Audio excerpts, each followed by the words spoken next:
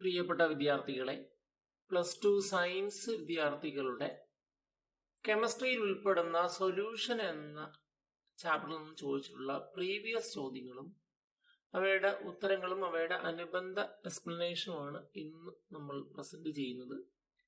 ഇന്നത്തെ ഈ ഒരു ഡിസ്കഷനിൽ 4 പ്രധാന പ്രീവിയസ് ചോദ്യങ്ങളാണ് ഇന്ന് സെലക്ട് ചെയ്തിരിക്കുന്നത്. 2ാം വർഷ സയൻസ് വിദ്യാർത്ഥികളുടെ കെമിസ്ട്രിയിൽ ഉൾപ്പെടുന്ന 2ാമത്തെ ചാപ്റ്ററാണ് സൊല്യൂഷൻസ്. പൊതുപരീക്ഷയ്ക്ക് വളരെയധികം സാധ്യതകളുള്ള ഒരു ചാപ്റ്ററാണ്. വളരെയധികം ചോദ്യങ്ങൾ നമുക്ക് ലഭിക്കുന്ന ഒരു സെക്ഷനാണ് സൊല്യൂഷൻസ്. ഇന്ന് സൊല്യൂഷൻസിൽ കോളിഗേറ്റീവ് പ്രോപ്പർട്ടിയായിട്ട് അസോസിയേറ്റ് ചെയ്യുന്ന പ്രീവിയസ് ചോദ്യങ്ങളാണ് നമ്മുടെ ഇന്നത്തെ ഡിസ്കഷനിൽ സെലക്ട് ചെയ്തിരിക്കുന്നത്. ഒന്നാമത്തെ ചോദ്യം, colligative properties are properties of solution which depends on the number of solute particles in the solution irrespective of their nature.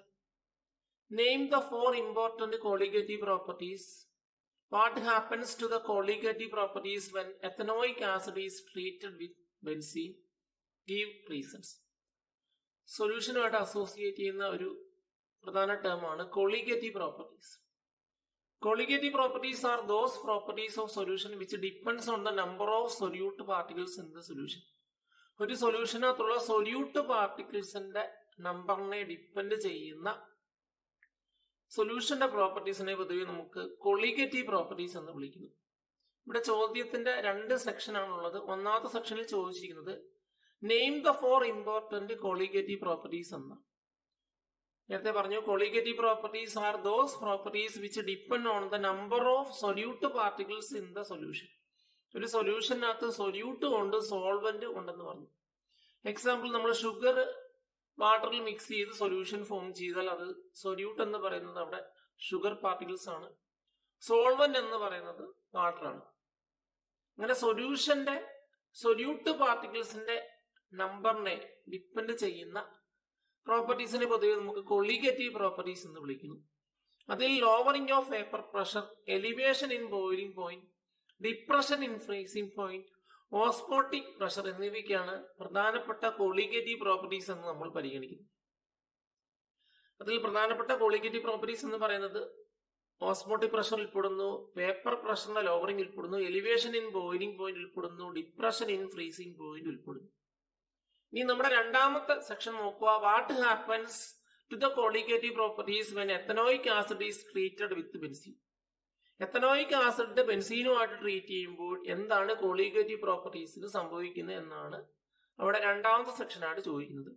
Ethanoic acid ഡിമേഴ്സസ് in benzene, അതായത് എത്തനോയിക് ആസിഡ് ബെൻസീനുമായിട്ട് റിയാക്ട് ചെയ്ത് ഒരു പുതിയൊരു കോമ്പൗണ്ട് ഫോം ചെയ്യുന്നു, അല്ലെങ്കിൽ mix ചെയ്യപ്പെടുന്നു. അതാണ് ethanoic ആസിഡും ബെൻസീനും തമ്മിലുള്ള ഒരു മിക്സിംഗിൽ സംഭവിക്കുന്നത്, അല്ലെങ്കിൽ റിയാക്ഷനിൽ സംഭവിക്കുന്നത്. So the number of particles decreases and hence the colligative properties decreases. Ethanoic acid ബെൻസീനുമായിട്ട് ട്രീറ്റ് ചെയ്യുമ്പോൾ പാർട്ടിക്കിൾസിന്റെ നമ്പർ ഡിക്രീസ് ചെയ്യുന്നുണ്ട്. അതിന്റെ ഫലമായി കോളിഗേറ്റീവ് പ്രോപ്പർട്ടീസ് ഡിക്രീസ് ചെയ്യുന്നു. കാരണം colligative properties depend on the number of solute particles in the solution. Ethanoic acid ബെൻസീനുമായിട്ട് treat ചെയ്യുമ്പോൾ അല്ലെങ്കിൽ മിക്സ് ചെയ്യുമ്പോൾ സൊല്യൂട്ട് പാർട്ടിക്കിൾസിന്റെ എണ്ണം റെഡ്യൂസ് ചെയ്യുന്നു. അതുവഴി കോളിഗേറ്റീവ് പ്രോപ്പർട്ടീസ് റെഡ്യൂസ് ചെയ്യപ്പെടുന്നു. അതാണ് നമ്മുടെ എക്സ്പ്ലനേഷൻ എന്ന് പറഞ്ഞത്. ഇനി 2ാമത്തെ ചോദ്യം നോക്കുക. Which of the following is a not a colligative property? തന്നിരിക്കുന്ന 4 ഉദാഹരണങ്ങളിൽ കോളിഗേറ്റീവ് പ്രോപ്പർട്ടീസ് എന്ന് പറയുന്ന പ്രോപ്പർട്ടീസ് ഉൾപ്പെടാത്ത ഏതാണ് എന്നാണ് ചോദ്യം. അതിൽ ഓസ്മോട്ടിക് പ്രഷർ തന്നിരിക്കുന്നു, ബി എന്ന് പറയുന്നത് വേപ്പർ പ്രഷർ തന്നിരിക്കുന്നു, സി എന്ന് പറയുന്നത് എലിവേഷൻ ഓഫ് ബോയിലിംഗ് പോയിന്റ് തന്നിരിക്കുന്നു, ഡി എന്ന് പറയുന്നത് ഡിപ്രഷൻ ഓഫ് ഫ്രീസിംഗ് പോയിന്റ് തന്നിരിക്കുന്നു. നമ്മൾ നേരത്തെ കണ്ടു കോളിഗേറ്റീവ് പ്രോപ്പർട്ടീസ് എന്താണെന്ന് പറഞ്ഞു. Colligative properties are those properties which depend on the number of solute particles present in the solution എന്ന് പറഞ്ഞു. അതിൽ നമ്മൾ 4-5 എക്സാമ്പിൾ നമ്മൾ പഠിച്ചു. ഈ ഒരു ചോദ്യവുമായിട്ട് അസോസിയേറ്റ് ചെയ്യുന്ന ഒരു ചോദ്യമാണ്, പലപ്പോഴും പൊതുപരീക്ഷയ്ക്ക് ചോദിക്കുന്ന ഒരു രൂപത്തിലുള്ള ചോദ്യമാണ്. കോളിഗേറ്റീവ് പ്രോപ്പർട്ടീസിൽ ഉൾപ്പെടാത്ത തന്നിരിക്കുന്ന സൊല്യൂഷന്റെ പ്രോപ്പർട്ടി ഏതാണെന്ന്. അതിന്റെ ഉത്തരം എന്ന് പറയുന്നത് വേപ്പർ പ്രഷറാണ്. ബാക്കി osmotic pressure, elevation of boiling point, depression of freezing point പോലെയുള്ള പ്രോപ്പർട്ടീസ് നമ്മൾ കൊളിഗേറ്റീവ് പ്രോപ്പർട്ടീസ് എന്നാണ് വിളിക്കുന്നത്. ഇനി മൂന്നാം ചോദ്യം, what is reverse osmosis? Write one of its applications. 2 മാർക്കിന്റെ ചോദ്യം. ഓസ്മോട്ടിക് പ്രഷറുമായിട്ട് അസോസിയേറ്റ് ചെയ്യുന്ന ഒരു ചോദ്യം. എന്താണ് റിവേഴ്സ് ഓസ്മോസിസ്? അതിന്റെ ആപ്ലിക്കേഷനുകൾ എഴുതുക. If pressure is larger than the osmotic pressure applied to the solution, the direction of osmosis get reversed. That is, the flow of solvent out of solution through semi-permeable membrane is called osmosis. Semi-permeable membrane വഴി സോൾവൻസിന്റെ flow ആണ് നമ്മൾ osmosis എന്ന് പറയുന്നത്. പലപ്പോഴും ഓസ്മോസിക് pressure പലപ്പോഴും സൊല്യൂഷനിൽ apply ചെയ്യുന്നു.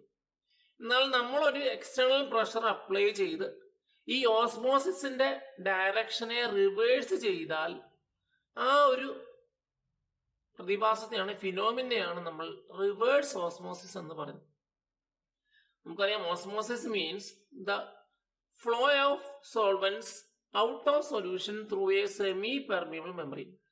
ഒരു സെമി പെർമിയബിൾ മെമ്പറൈൻ വഴി സോൾവൻസിന്റെ ഫ്ലോ ആണ് നമ്മൾ ഓസ്മോട്ടിക് പ്രഷർ എന്ന് പറയുന്നത്, അല്ലെങ്കിൽ ഓസ്മോസിസ് എന്ന് പറയുന്നത്. എന്നാൽ നമ്മളൊരു എക്സ്റ്റേണൽ പ്രഷർ അപ്ലൈ ചെയ്യുമ്പോൾ ഈ ഓസ്മോസിസ് എന്ന് പറയുന്ന പ്രക്രിയയുടെ ഡയറക്ഷൻ റിവേഴ്സ് ചെയ്യപ്പെടുന്നു.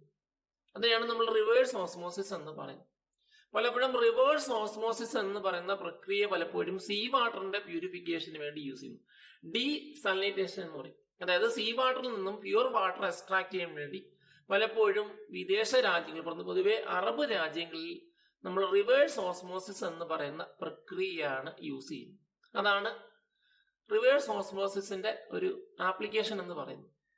ഇനി മൂന്നാമത്തെ ചോദ്യം, osmotic pressure is a colligative property and it is proportional to molarity of the solution.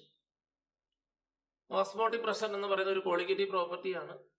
അത് സൊല്യൂഷന്റെ മൊളാരിറ്റിക്ക് പ്രപ്പോർഷണൽ ആണ്, അല്ലെങ്കിൽ ഈക്വൽ ആണെന്ന് പറയുന്നു. 2 സെക്ഷൻ ആയിട്ടാണ് ചോദ്യം.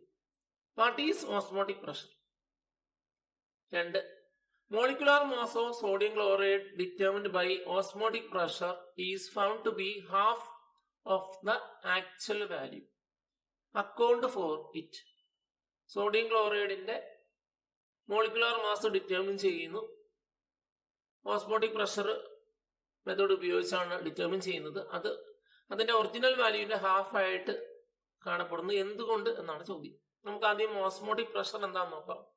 Osmotic pressure can be defined as the minimum pressure that must be applied to a solution to halt അല്ലെങ്കിൽ stop the flow of solvent molecules through a semi-permeable membrane.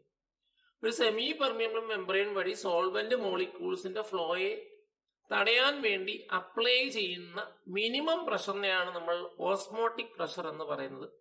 It is a colligative property എന്ന് നമ്മൾ കണ്ടു. It depends on the concentration of solute particles in the solution.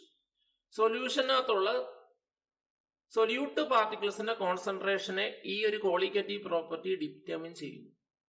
അങ്ങനെ ഒരു semi permeable membrane വഴി flow ചെയ്യുന്ന solvent പാർട്ടിക്കിൾസിന്റെ മൂവ്മെന്റിനെ stop ചെയ്യാൻ ആവശ്യമായി നമ്മൾ അപ്ലൈ ചെയ്യുന്ന ഒരു പ്രഷറിനെയാണ്, മിനിമം പ്രഷറാണ് ഓസ്മോട്ടിക് പ്രഷർ എന്ന് പറയുന്നത്. ഇനി 2ാം സെക്ഷൻ നോക്കാം. സോഡിയം ക്ലോറൈഡിന്റെ മോളിക്കുലാർ മാസ് എന്തുകൊണ്ട് പാതിയായി കാണപ്പെടുന്നു? Sodium chloride dissociates in aqueous solution. Sodium chloride aqueous സൊല്യൂഷനിൽ ഡിസോസിയേറ്റ് ചെയ്യപ്പെടുന്നു, അല്ലെങ്കിൽ വിഘടിക്കുന്നു. Hence the number of particles get double. Particles എണ്ണം ഡബിൾ ചെയ്യുന്നു. So colligative properties will be half. കാരണം colligative properties depend on the concentration of solute particles. Sodium chloride aqueous സൊല്യൂഷനിൽ dissociate ചെയ്യപ്പെടുന്നു. അതുകൊണ്ട് പലപ്പോഴും സോഡിയം ക്ലോറൈഡിനകത്തുള്ള പാർട്ടിക്കിൾസിന്റെ എണ്ണം ഡബിൾ ചെയ്യപ്പെടുന്നു, ഇരട്ടിക്കുന്നു. അത് ഫലമായി സോഡിയം ക്ലോറൈഡിന്റെ കൊളിഗേറ്റീവ് പ്രോപ്പർട്ടീസ് എന്ന് പറയുന്നത് നമ്മൾ ഡിറ്റർമിൻ ചെയ്യുന്ന ആ ഒരു സോഡിയം ക്ലോറൈഡിന്റെ മോളിക്കുലാർ മാസ് എന്ന് പറയുന്നത് ഒറിജിനൽ മാസിന്റെ ഒരു ഹാഫ് ആയിരിക്കും. അതാണ് നമ്മുടെ എക്സ്പ്ലനേഷൻ എന്ന് പറഞ്ഞു. ഇനി നാലാമത്തെ ചോദ്യം നോക്കൂ. Liquid solution can be classified into ideal and non ideal solutions on the basis of റൗൾസ് ലാ. റൗൾസ് ലായുടെ അടിസ്ഥാനത്തിൽ നമ്മൾ പലപ്പോഴും സൊല്യൂഷനെ നമ്മൾ ഐഡിയൽ എന്നും നോൺ ഐഡിയൽ എന്നും രണ്ടായി ക്ലാസിഫൈ ചെയ്തിരിക്കുന്നു. ആ ഒരു ചോദ്യത്തിൽ, നാലാമത്തെ ചോദ്യത്തിൽ 4 സെക്ഷനാണുള്ളത്. സ്റ്റേറ്റ് റൗൾസ് ലാ, 1 മാർക്കിന്റെ ചോദ്യം. What are ideal solution? എന്താണ് ideal solution? Right any 2 properties of ideal solution. Ideal സൊല്യൂഷന്റെ 2 പ്രോപ്പർട്ടീസ് എഴുതുക. What type of deviation is shown by a mixer of chloroform and acetone. ക്ലോറോഫോമിന്റെയും അസറ്റോണിന്റെ ഒരു മിക്സർ കാണിക്കുന്ന ഡീവിയേഷൻ എന്താണ്? ഐഡിയൽ സൊല്യൂഷൻ നടത്തുന്ന deviation എന്താണ്? എന്താണ് ഇതിന്റെ റീസൺ? നമുക്കിനി ഓരോ സെക്ഷനായിട്ട് നോക്കാം. റൗൾസ് ലോ ആദ്യം നോക്കാം. റൗൾസ് law states that for a solution of a volatile liquid, the partial vapor pressure of each component in the solution is directly proportional to mole fraction. ഒരു അക്വസ് സൊല്യൂഷൻ അല്ലെങ്കിൽ ഒരു വോളറ്റൈൽ സൊല്യൂഷന്റെ partial vapour pressure എന്ന് പറയുന്നത് it is directly proportional to mole fraction. Mole ഫ്രാക്ഷനോട് directly proportional ആണ്, അല്ലെങ്കിൽ equivalent ആണ്. അതാണ് റൗൾസ് ലോ എന്ന് പറയുന്നത്. റൗൾസ് ലോ ഒബേ ചെയ്യുന്ന സൊല്യൂഷനെ നമ്മൾ പൊതുവെ ഐഡിയൽ സൊല്യൂഷൻ എന്ന് പറയും. Ideal solutions are those solution which obey Raoult's law at all concentration. എല്ലാ കോൺസെൻട്രേഷനിലും റൗൾസ് ലോ ഒബേ ചെയ്യുന്ന സൊല്യൂഷനുകളെ നമ്മൾ പൊതുവെ ഐഡിയൽ സൊല്യൂഷൻ എന്ന് പറയും. റൗൾസ് ലോ നമ്മൾ കണ്ടു. റൗൾസ് law states that the partial vapor pressure of a volatile liquid is directly proportional to mole fraction എന്ന് നമ്മൾ പഠിച്ചു. റൗൾസ് ലോ എല്ലാ കോൺസെൻട്രേഷനിലും ബിഹേവ് ചെയ്യുന്ന സൊല്യൂഷനുകളെ നമ്മൾ ഐഡിയൽ സൊല്യൂഷൻ എന്ന് വിളിക്കുന്നു. അല്ലാത്ത സൊല്യൂഷനെ നമ്മൾ നോൺ ഐഡിയൽ എന്നും പഠിച്ചു. ഇനി മൂന്നാമത്തെ സെക്ഷൻ നോക്കുക. Right any 2 properties of ideal solution. Ideal സൊല്യൂഷന്റെ ഏതെങ്കിലും ഒരു പ്രോപ്പർട്ടീസ്, 2 പ്രോപ്പർട്ടീസ് എഴുതുക. റൗൾസ് ലോയുടെ ഒബേ ചെയ്യുന്ന സൊല്യൂഷൻ ആണ് ഐഡിയൽ സൊല്യൂഷൻ എന്ന് പറഞ്ഞു. ഒന്നാമത്തെ പ്രോപ്പർട്ടി അതാണ്. Ideal solutions obey Raoult's law. 2, the solute interaction and solvent interaction are similar to solute solvent interaction. solute interaction solvent interaction solvent solute interaction ആയിട്ട് equivalent ആണ്. ഇനിയും ഐഡിയൽ സൊല്യൂഷൻ എക്സാമ്പിൾ ആണ് ടോളുവീൻ and ബെൻസീന്റെ ഒരു combination, അല്ലെങ്കിൽ ethyl ഐഡൈൻ and ethyl ബ്രോമൈഡിന്റെ ഒരു സൊല്യൂഷനും ഈ ഒരു സൊല്യൂഷന്റെ എക്സാമ്പിൾ ആണ്, ഐഡിയൽ സൊല്യൂഷൻ ആണ്. ഇനിയും അവസാന സെക്ഷൻ നോക്കുക. ക്ലോറോഫോമിന്റെയും അസറ്റോണിന്റെയും മിക്സർ ഒരു നെഗറ്റീവ് ഡീവിയേഷൻ ഡിസ്പ്ലേ ചെയ്യുന്നു. നിങ്ങൾക്ക് ഈ വീഡിയോ ഇഷ്ടപ്പെട്ടാൽ ഈ ചാനൽ സബ്സ്ക്രൈബ് ചെയ്യുക. പുതുതായി അപ്ലോഡ് ചെയ്യുന്ന വീഡിയോസിനെ കുറിച്ചുള്ള നോട്ടിഫിക്കേഷൻ ലഭിക്കാൻ വേണ്ടി ബെൽ ഐക്കണിൽ ക്ലിക്ക് ചെയ്യുക. നിങ്ങളുടെ അഭിപ്രായങ്ങളും നിർദ്ദേശങ്ങളും കമന്റ് ബോക്സിൽ കമന്റായി പോസ്റ്റ് ചെയ്യുക. Thanks for watching.